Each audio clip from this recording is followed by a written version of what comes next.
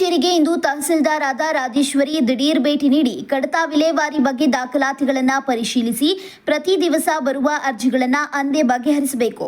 ನೀವುಗಳು ಯಾವುದೇ ಕಾರಣಕ್ಕೂ ಕುಂಟು ನೆಪ ಹೇಳಬಾರದು ಎಂದು ಅಧಿಕಾರಿಗಳಿಗೆ ತಿಳಿಸಿ ಸಾರ್ವಜನಿಕರ ಕುಂದುಕೊರತೆಗಳನ್ನು ಸ್ಥಳದಲ್ಲಿಯೇ ಆಲಿಸಿ ಪ್ರತಿಯೊಬ್ಬ ಗ್ರಾಮ ಲೆಕ್ಕಾಧಿಕಾರಿಗಳು ಕಚೇರಿಯಲ್ಲಿ ಸಾರ್ವಜನಿಕರಿಗೆ ಸಿಗಬೇಕು. ನೀವುಗಳು ಮೀಟಿಂಗ್, ಸಭೆ, ಸಮಾರಂಭಗಳಲ್ಲಿ ಭಾಗಿಯಾಗಿದ್ದೇನೆ ಎಂದು ಸಾರ್ವಜನಿಕರಿಗೆ ತಿಳಿಸಬಾರದು. ಹೆಚ್ಚಿನದಾಗಿ ತಾವರೆಕೆರೆ ಗ್ರಾಮ ಲೆಕ್ಕಾಧಿಕಾರಿಗಳ ವಿಚಾರದಲ್ಲಿ ಸಾರ್ವಜನಿಕರಿಂದ ಹೆಚ್ಚು ದೂರುಗಳನ್ನು ನೀಡುತ್ತಿದ್ದು ಕೂಡಲೇ ಕಾರ್ಯಪ್ರವೃತ್ತರಾಗಬೇಕು ಎಂದು ಗ್ರಾಮ ಲೆಕ್ಕಾಧಿಕಾರಿಯಾದ ಯಮುನಾ ಅವರಿಗೆ ತಿಳಿಸಿದರು. ಹಾಗೂ ನಾಡ ಕಚೇರಿಯ ಆವರಣದಲ್ಲಿ ಸ್ವಚ್ಛತೆ ಬಗ್ಗೆ ಗಮನ ಹರಿಸಿ ಶುಚಿತ್ವ ಕಾಪಾಡಿಕೊಳ್ಳಬೇಕೆಂದು ಉಪ ತಹಸೀಲ್ದಾರ್ ಭೂಮೇಶ್ ನಾಯಕ್ ಅವರಿಗೆ ತಿಳಿಸಿದರು.